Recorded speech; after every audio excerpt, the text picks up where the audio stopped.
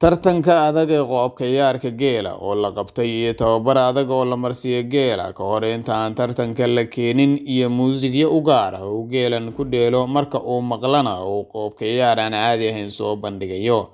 Tartankan adag isla markaana xiisaha gaarka ah leh ee loo qabta geela iyo geeleyda ayaa waxaa sanad kasta lagu qabtaa magaalada Boshkar ee maamul goboleedka Rajasthan ee waqooyiga waddanka Hindiya.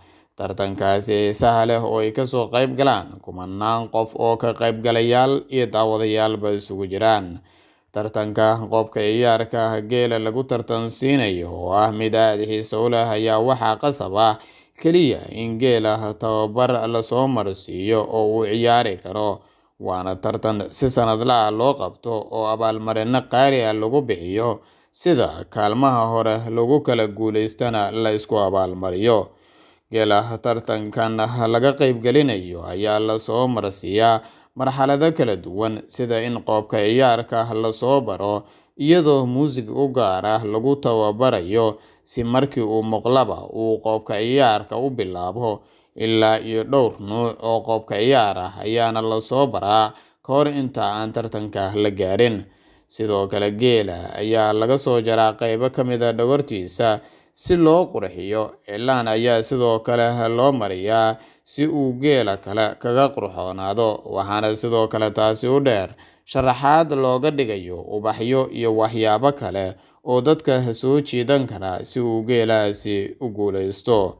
Dhanka kale, waxaa intaasi u dheer uguna muhiimsan, marka geela tababarka la marsiinayo in marba lug laga xiro lana ciyaarsiinayo si uu dheesha ula qabsado.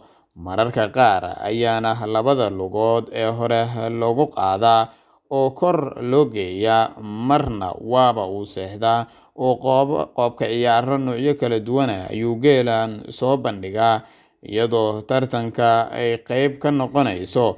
Waxaana sidoo kale heegan u ah rag arrimahaas u tababaran oo geela siinaya hadba tilmaamaha laga rabo oo ay tahay in uu sameeyo geelani si uu u guuleysto, sidoo kalena tartanka uu kaalin weyn kaga soo muuqdo.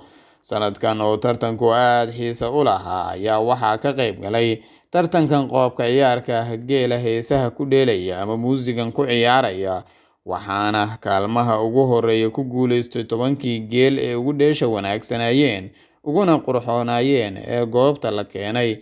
Abaalmarino ayaana la guddoonsiiyey dadkii geelaasi lahaayeen iyo sidoo kaleba geela guuleystay ee qoobka ciyaarkan cajiibka ah kusoo bandhigay goobtan oo ay ku tartamayeen in ka badan 200 oo geela ah.